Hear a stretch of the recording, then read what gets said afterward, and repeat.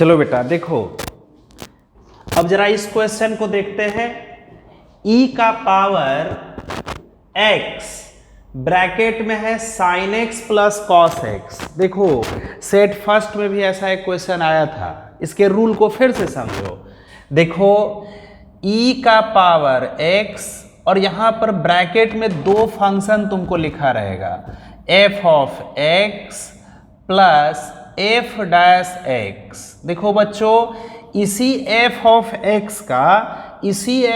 x का यहां differentiation रहेगा, ठीक है। तो आपका जो आंसर आएगा वो होगा e का पावर x इंटू वह फंक्शन जिसका डिफरेंशिएशन दिया हुआ है। तो यहां पर ये f फंक्शन है और इसी का डिफरेंशिएशन f डैश है, यानी होगा e का power x into F of x plus c, यानी e का पावर x इंटू वह फंक्शन जिसका डिफरेंशिएशन दिया हुआ है। ये रूल है, इसको अच्छे से याद कर लेना है। तो अब आप देखो जरा इस क्वेश्चन में, यहां पर बच्चों e का पावर x ब्रैकेट में दो फंक्शन है, एक है sin x और दूसरा है cos x। तो sin x अगर f है तो cos इसी का ना डिफरेंशिएशन है, यानी f डैश है। sin x अगर f फंक्शन है तो sin x का डिफरेंशिएशन क्या है बच्चों, तो cos x, यानी हमारा जो आंसर आएगा वो आएगा e का power x into sine x, यानी e का पावर x इंटू वह फंक्शन जिसका डिफरेंशिएशन दिया हुआ है। तो e का power x into sine x plus c। अब ये भी क्वेश्चन वही है लेकिन थोड़ा सा सिंप्लीफाई करना होगा, थोड़ा सा इसको सिंप्लीफाई करना होगा। देखो इसको ऐसे लिखना होगा बच्चों, डिनोमिनेटर में है x माइनस वन का whole cube, x minus one का होल क्यूब। यही चीज x माइनस वन हम लोग ऊपर लिखने का कोशिश करते हैं। देखो x माइनस थ्री है, x माइनस थ्री है, इसको आप लिख दो x minus one minus two, ऐसे लिख सकते हो।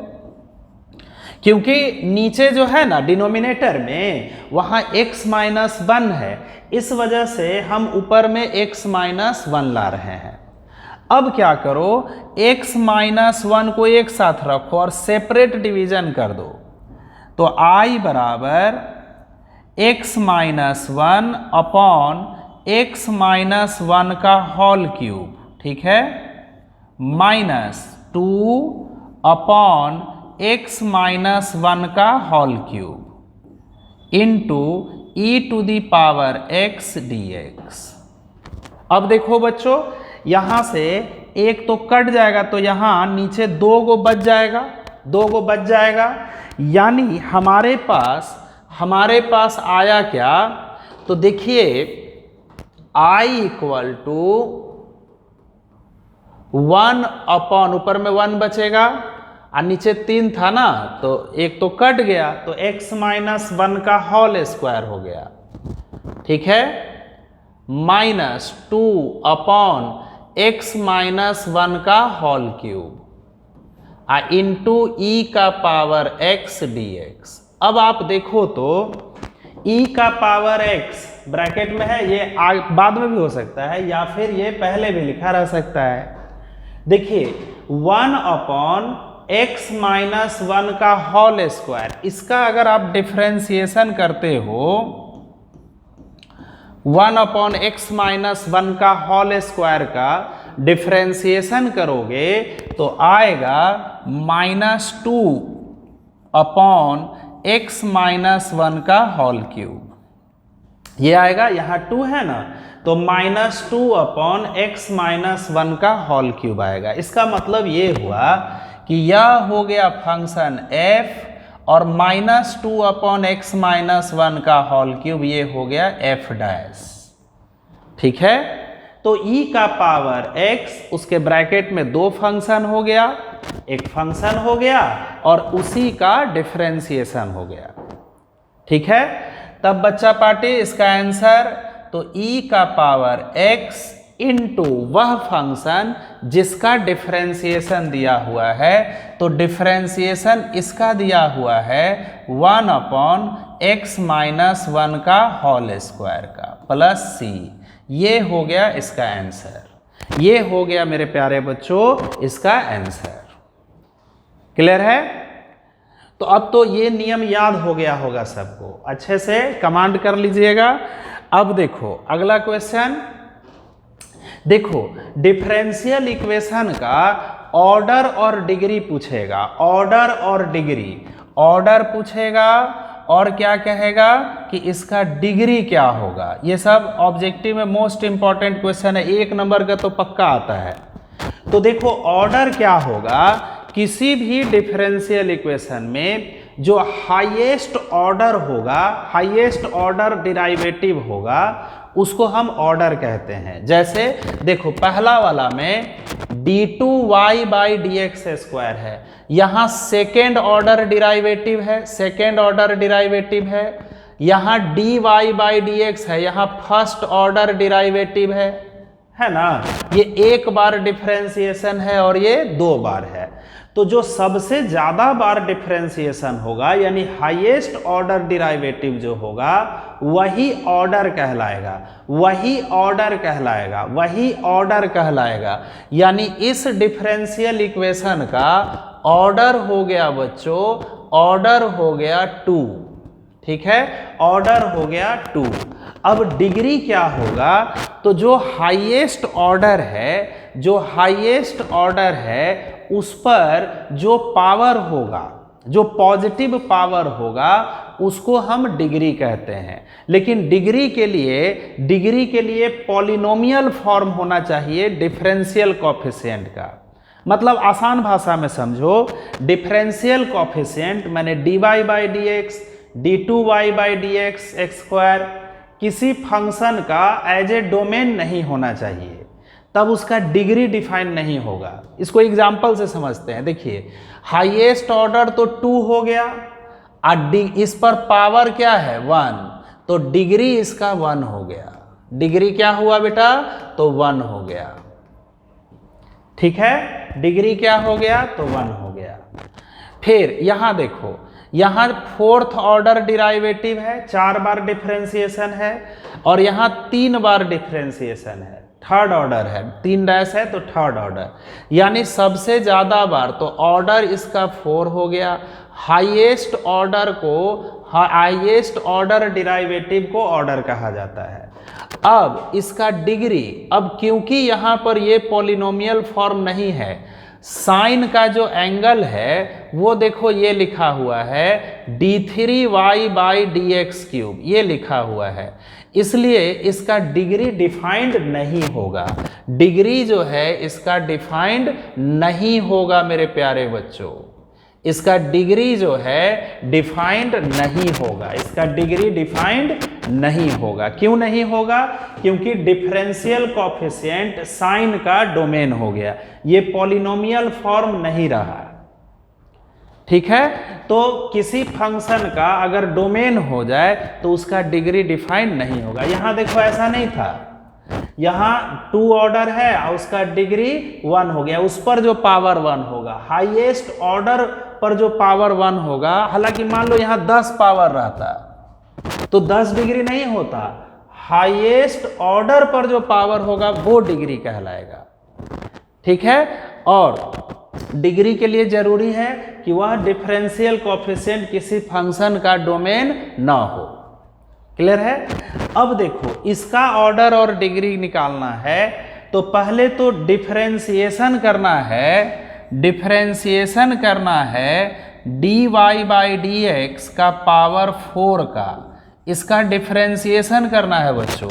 तो कैसे करोगे, तो देखिए वही समझना कि ये x का पावर n लिखा हुआ है तो 4 आगे आ जाएगा, 4 आगे आ जाएगा, एक पावर घट जाएगा यानी dy बाई dx का पावर 3 हो जाएगा। ठीक है, और फिर dy बाई dx का differentiation d2y by D x square. क्या होगा बेटा? d2y by D x square, d2y by D x square. 4 आगे आएगा, एक पावर घटेगा, तो 4 dy बाई डी एक्स का पावर 3, फिर dy बाई डी एक्स का d2y by D x square, first order का सेकेंड ऑर्डर डिराइवेटिव। अब इसका ऑर्डर और डिग्री पता करना है, तो देखिए हाईएस्ट ऑर्डर ये फर्स्ट ऑर्डर है, ये एक बार डिफरेंशिएशन है और ये है 2 बार, तो ऑर्डर इसका 2 हो गया। और इसका डिग्री क्या होगा? तो हाईएस्ट ऑर्डर पर जो पावर है, पावर क्या है? 1, तो डिग्री हो गया 1। इन्हें की डिग्री 3 लिख देना सर, डिग्री इसका 1 है।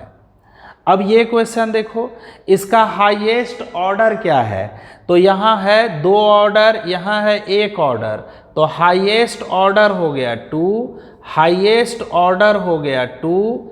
अब उस पर डिग्री कितना है? तो डिग्री है 2, डिग्री 3 नहीं है। हाँ, एक और बात देखो, साइन का एंगल हो गया dy बाई डी एक्स, यानी इसका डिग्री डिफाइंड नहीं होगा बेटा, degree not defined, degree not defined, degree इसका डिफाइंड नहीं होगा।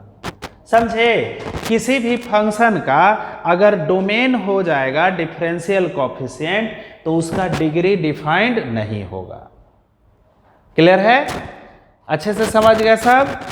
अब देखो नेक्स्ट प्रॉब्लम है, देखो बच्चों अगला प्रॉब्लम है, देखिए ए वेक्टर है 2i minus 3j plus 4k। ए वेक्टर दिया हुआ है 2i cap minus 3j cap plus 4k cap. ठीक है, इसका कह रहा है कि यूनिट वेक्टर निकालिए। यूनिट वेक्टर देखो, यूनिट वेक्टर निकालने का फॉर्मूला होता है ए कैप बराबर, यूनिट वेक्टर को ए कैप से डिनोट करते हैं।